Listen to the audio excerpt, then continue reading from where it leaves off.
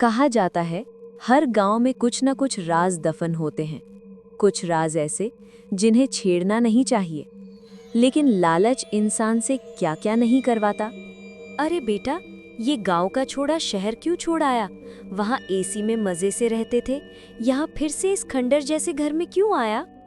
माँ, नौकरी चली गई है और बाबूजी की छोड़ी हुई ये पुश्तैनी हवेली ही सहारा है अब। ये हवेली सच में उतनी ही डरावनी है जितना लोग बोलते हैं? अरे वो सब अफवाहें हैं, भूत वूत कुछ नहीं होता। इतना पुराना घर, लगता है बरसों से किसी ने छुआ तक नहीं। अरे सुनो, यहाँ कुछ है। महेश आकर उसे खोलता है। अंदर सोने जैसे चमकते हुए 2 पुराने कंगन हैं। अरे राम, इतनी कीमती कंगन, ये तो रानी महारानी वाले लगता है। माँ, क्या मैं पहनकर देखूं? नहीं रीना, पुरानी चीज है, पता नहीं किसकी निशानी हो। अरे माँ, ऐसा क्या हो जाएगा? चुड़ैल आ जाएगी क्या? रहने दो, अभी नहीं छूना इसे। बस पहनकर देख लूं, क्या ही हो जाएगा। इतना सुंदर गहना भगवान यूं ही थोड़ी ही भेजते हैं। वो संदूक खोलती है, कंगन चमकने लगते हैं, जैसे किसी ने उन्हें अपने आप पॉलिश कर दिया हो। वाह, ऐसा लग रहा है जैसे मेरे लिए ही बने हों। अचानक जंजीरें खड़कने की आवाज आती है। दूर गलियारे में किसी औरत के पायल की छनन छनन की ध्वनि सुनाई देती है। रीना घबराकर इधर उधर देखती है। कौन है? महेश? माँ, कोई है क्या? अचानक रीना को अपने कंधे पर किसी बर्फ जैसे ठंडे हाथ का स्पर्श महसूस होता है। अदृश्य चुड़ैल की भारी आवाज उसके कान में फुसफुसाते हुए। मेरे गहने पहनकर मेरी नींद क्यों तोड़ी तूने?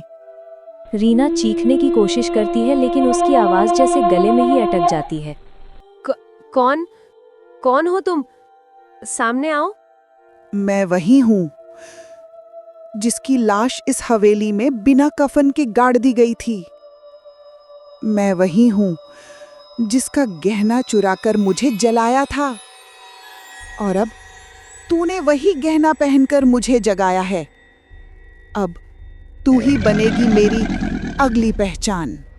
रीना जमीन पर पीछे हटती है, हाथ जोड़कर रोने लगती है। नहीं, मुझे माफ कर दो, मैं अभी उतार देती हूँ ये कंगन, बस मुझे छोड़ दो। अब पहन लिया है तो उतरेगा नहीं, अब कर ली है गलती तो छूटेगी नहीं। रीना की चीख गूंजती है पूरे महल में। अगली सुबह सुलेखा देवी आंगन में पूजा की तैयारी कर रही हैं। महेश उनींदा सा बाहर आता है। अरे माँ, रीना अभी तक उठी नहीं? रोज तो सबसे पहले वही उठकर चाय बना देती थी। हाँ बेटा, मैं भी सोच रही थी कहीं बीमार तो नहीं पड़ गई। चल के देखते हैं। दोनों रीना के कमरे के दरवाजे तक जाते हैं। अंदर रीना पलंग पर बैठी है, लेकिन उसका चेहरा सामान्य नहीं। आंखें लाल, बाल बिखरे हुए, होंठ नीले, हाथों में वही कंगन चमक रहे हैं। वो चुपचाप दीवार को घूर रही है।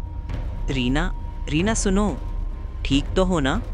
अरे महेश, आज पहली बार इस हवेली की हवा इतनी मीठी लगी है मुझे। लगता है मैं यहीं की हूँ, बरसों से यहीं थी, बस तुम लोगों ने मुझे जगाने में देर कर दी। क्या बक रही हो रीना? ये कैसी बातें कर रही हो?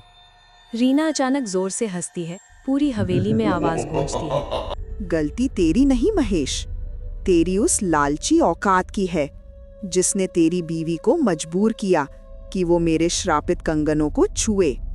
अब जब छू लिया, पहन लिया, तो ये शरीर, ये रूह, ये सांसें सब मेरी हुईं। हे भगवान, ये तू क्या बोले जा रही है बहू? तुझे क्या हो गया है? उतार दे ये कंगन, उतार दे फौरन।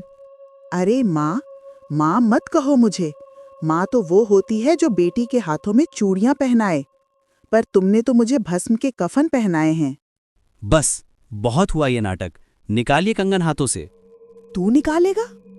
तू जिसने मुझे जगाया, अब वही मुझे मिटाएगा? अब ये कंगन नहीं उतरेंगे जब तक खून का हिसाब पूरा नहीं हो जाता। रीना की आंखों में अब इंसान नहीं बल्कि रूहानी चुड़ैल का जहर उतर चुका है। हे भगवान, हे भोलेनाथ, मेरी बहू को छोड़ दो, कोई तो बचा लो। भगवान, जिस भगवान ने मुझे जलते हुए चीखने दिया, जिस भगवान ने मेरी लाश को बिना कफन के कुत्तों के हवाले कर दिया, आज उसी भगवान को पुकार रही है तू? जा मां, तेरी दुआओं से अब कुछ नहीं होगा, क्योंकि अब इस हवेली की मालकिन मैं हूं और ये जमीन, ये दीवारें, ये हवा सब मेरा फैसला मानेगी। रीना, तू होश में आ, ये तू नहीं है, ये कोई और है। अचानक रीना हंसते हुए हवा में छलांग लगाती है। उसके पैर जमीन को छुए बिना लटक रहे हैं। महेश और सुलेखा दंग रह जाते हैं। तूने तो अपनी बहू को कभी बेटी की तरह चाहा भी नहीं। हर दिन ताने, हर दिन तिरस्कार। अब सुन, जिसका तिरस्कार तूने जिंदगी में किया, वही तेरी मौत का कारण बनकर आई है। नहीं रीना, अगर मुझसे बदला लेना है तो ले, पर माँ को मत छूना। एक एक का बदला लूंगी, पर शुरुआत सबसे कमजोर से नहीं, सबसे जिम्मेदार से होगी। और जानता है, रीना को इस हालत में किसने पहुंचाया? तूने। क्योंकि अगर तू ये कंगन उसे पहनने से रोक देता तो आज ये दिन नहीं आता। नहीं बहू, भगवान के लिए छोड़ दे, मैं तेरे पैरों में गिरती हूँ। अब नहीं माँ, अब कोई माफी नहीं, अब सिर्फ मौत होगी। रीना हाथ उठाकर सुलेखा की गर्दन पकड़ने ही वाली होती है कि तभी हवेली के बाहर किसी पंडित के शंख की आवाज गूंज उठती है, तेज, गहरी, गूंजती हुई। रीना अचानक रुक जाती है। किसने हिम्मत की मेरे क्षेत्र में मंत्र पढ़ने की? ओम त्रिपुरांतकाय नमः। तुम शापितात्मा, इस हवेली में जो अमानवीय शक्ति के सहारे निर्दोषों को डराती हो, आज मैं तुम्हें निर्वासित कर दूंगा। ओह छोटा सा इंसान समझता है अपने मंत्र से मुझे रोक पाएगा? सालों की तपस्या, जलती हुई आत्मा और ये हवेली सब मेरा है। अब देखो, मैं तुम्हारे हर शब्द का जवाब तेज हवा, धूल और आग के रूप में दूंगी। ओम रीम क्लीम चामुंडाय विच्चे। तुझे जिस शरीर में मैंने प्रवेश करने से रोकने का प्रण किया था, अब उसी शरीर से बाहर निकालूंगा। सारे शापित शक्तियों को यहाँ समाप्त करूंगा। तुमने सोचा कि छोटे छोटे मंत्र मेरे सामने टिक पाएंगे? ओ पंडित, मेरे दर्द और जलन के आगे तुम्हारे शब्द केवल धूल की तरह उड़ जाएंगे। देखो, मैं तुम्हें ऐसे फाड़ दूंगी जैसे हवेली की दीवारें फटती हैं, और सब कुछ मिट्टी में मिल जाएगा। तव शक्ति ही अपहर्तुम अत्र सर्वे दोषाः प्रक्षिप्ताः भवतु। शापित आत्मा, अब तुम्हें शरीर और हवेली से अलग होना होगा। नहीं, मैं यहाँ रहूंगी। ये हवेली मेरी है और अब सबको ये डर मेरे नाम से डरना पड़ेगा। इतना कहते ही रीमा की शरीर चुड़ैल छोड़ देती है और वापस से चली जाती है।